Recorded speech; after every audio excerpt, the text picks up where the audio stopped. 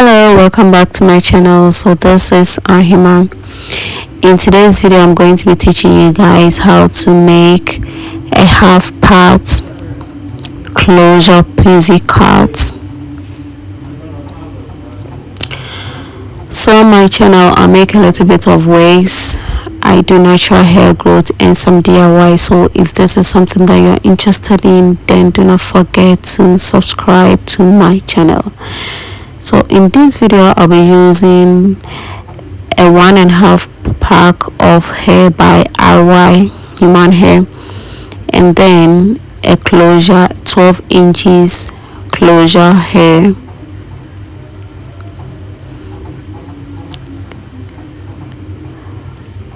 So if you want to know if this hair come with a closure, no, I actually bought some hair and I had this closure in it. So this hair does not come with a closure, but if you want to ventilate your closure too, I already have a video on how to ventilate your own laces, so you can do well to check it on my channel. So since this is a half part closure Pixie card that we're making, I'll be laying the closure close to the ears. I'm not going to be stitching it in the middle part of the wake up. Instead I'll be stitching it at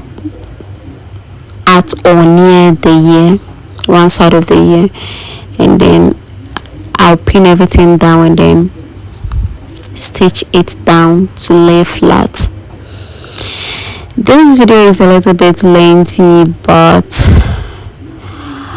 I have to tell you to be patient and then stay focused on this video, because this video entails a lot and I can't be doing all the explanation, but you need to focus on what is happening in the video and then be listening to the little explanation that I'll be giving to you in this video.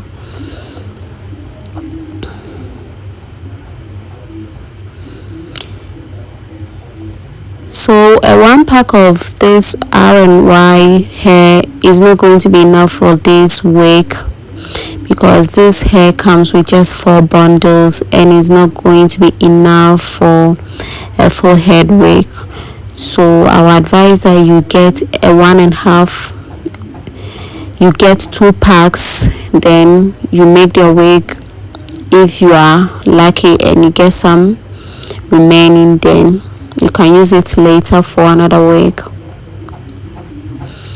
So in this video there are some key things that I need you to focus. That is the starting point and the ending point, because the starting point and the ending point is something that is going to be happening throughout this video. So the way I start my stitch is the same way I'm going to, so the way I start my stitch is going to be the same throughout the process.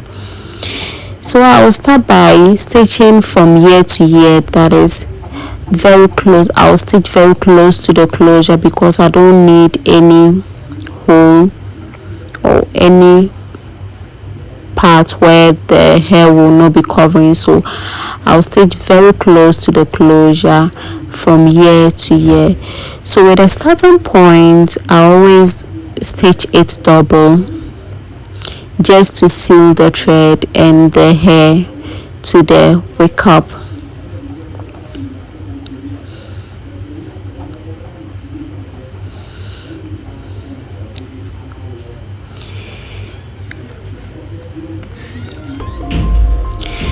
This tutorial is very simple, but you really need to focus, because I know a lot of you people will just skip a lot of video and then later come and ask questions that has already been answered in the video. So you need to stay focused and then watch this video to the end, because it is very necessary to end the video to the end. So I'll skip the middle part and then I'll move back. I'll move straight to the ending point of my stitch.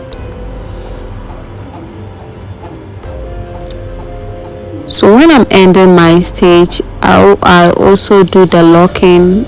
I try to seal the thread and then the thread and the hair on the wake up. So after doing my first lock, I'll just take it backwards a little bit and then stitch ahead. So now we're going to do the single weft stitch line by line, and I'm still going to start with the same way I started with the first one. So that is the reason I said it is very necessary to note the starting point and the ending point of each stitch. So with this line I'll be doing a single weft because this is the back part and I don't want it too bulky, so I need the hair at this part very light. So I'll be doing just a single weft stitching on the back.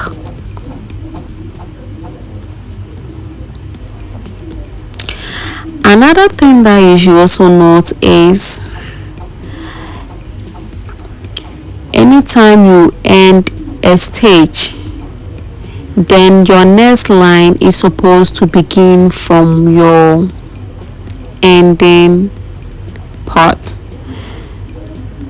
So if you end at the right side, the next line is supposed to start from the right side, and if you end at the left side, then the next line is supposed to start at the left side, like that. So since I'm going with a single weft on this back, I'm going to be stitching it a little bit close to each other. The spacing is not supposed to be too wide. Make the spacing a little bit closer so that it can cover every part of the hair, because you know how this Pixie hair looks like, is kind of short. So if your spacing are too wide, it's going to be leaving potholes in your wig, and that is something that we do not want it to happen.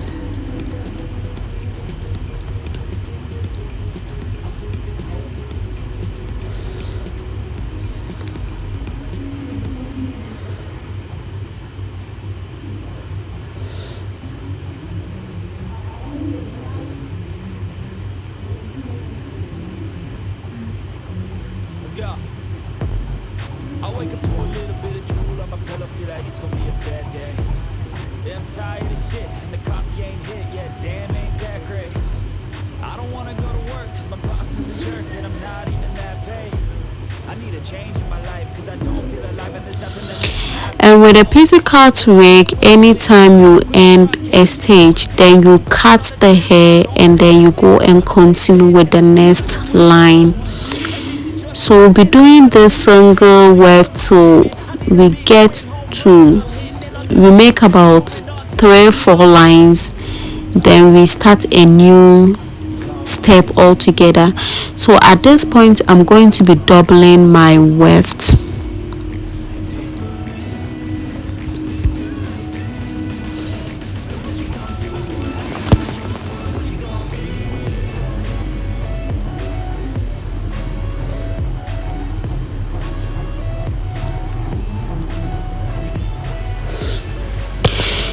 You should also note that anytime you are stitching this type of wig, the more you stitch, then the shape of the wig cap changes. So in this video you are going to be learning how to adjust to any shape that this wig is going to give you.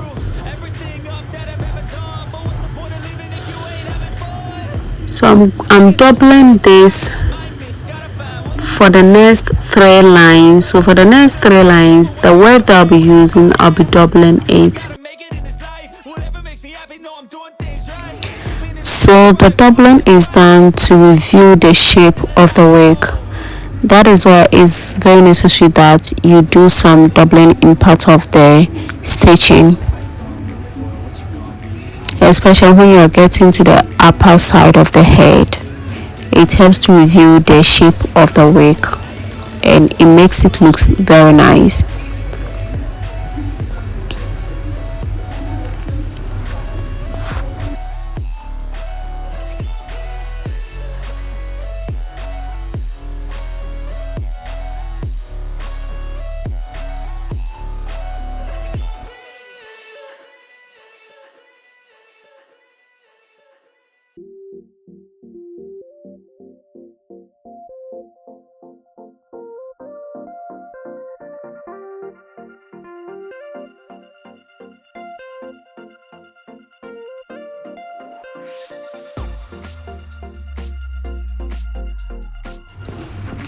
I'll now do the third double line off camera, and then I'm going to take you to the front part of the wig. So with the front part, I'm not going to be starting from the very tip of the hair, and this is because of the closure. So if you check very well in the beginning, the closure, when I was installing the closure, the down part is longer than the upper part, so I pulled the hair from the down part longer than the upper part. So if I sew the weft at the very tip of the wig cap in the front, is going to reveal the thread of the sewing, because the hair on the closure is not going to be able to cover the thread. That is why I pulled it backwards, so that the closure can be able to cover it up. Now I will draw an imaginary line just to help guide me. So after the third double sewing, I'm now going to go with a single sewing, and I'm going to be doing about 2 lines for this part 2.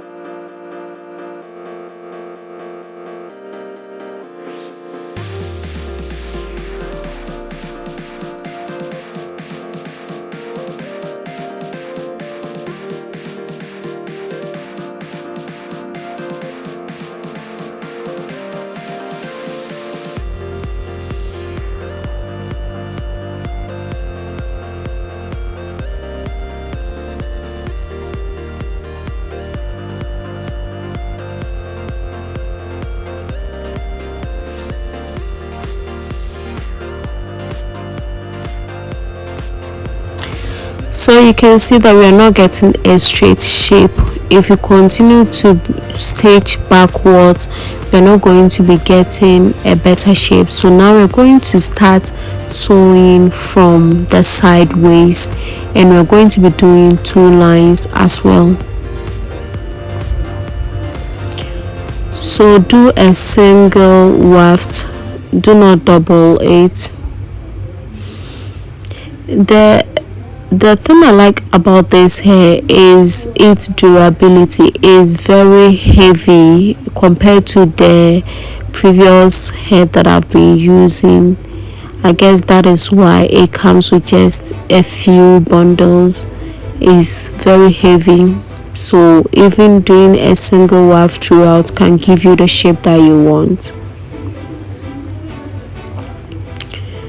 So as you are sewing this, at this particular part, you should be putting your weft on the previous stitch. Because of the number of cutting that we'll be doing in this part of the stitching, you need to cover the hair by putting it on the previous stage to hide the cutting and stuff.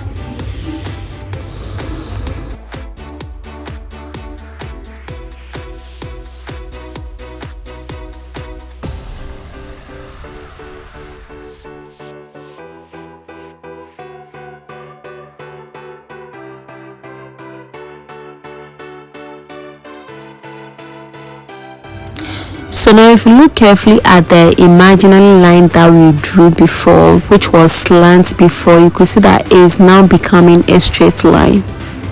So now we are going to sew from the backwards again so that we can hide the imaginary line. And do not forget that you will sew very attached to the closure. You can sew through the closure, but I think it's going to make the thread very huge over there, so you sew very attached to it, and then you join the waft on the old stitch. You join it together and then you sew it together. That is when you are about to end your stitch, and when you do that, it's going to hide the hair. So now you do another two, which is another two line.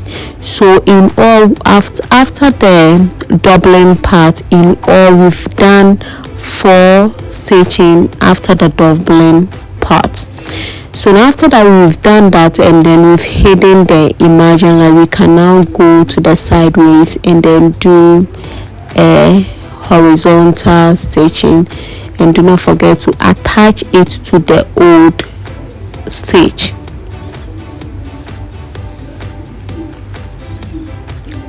So at the sideways, in all we'll be having about 6 lines, because with this part we are going to be doing 4 and we've already done 2.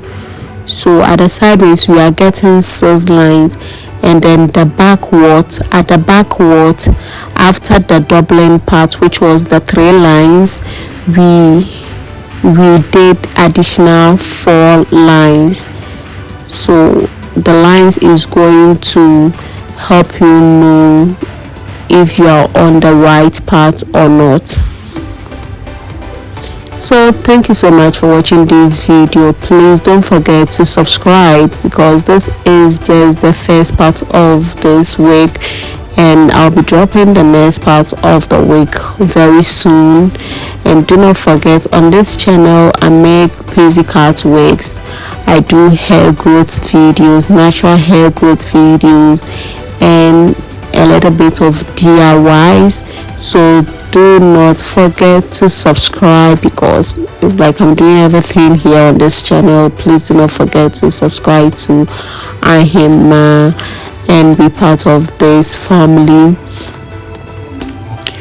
So until then, I'm going to be seeing in my next video, but this is how the hair turned out to be, and you can see that everything is looking so perfect and the half shape is showing.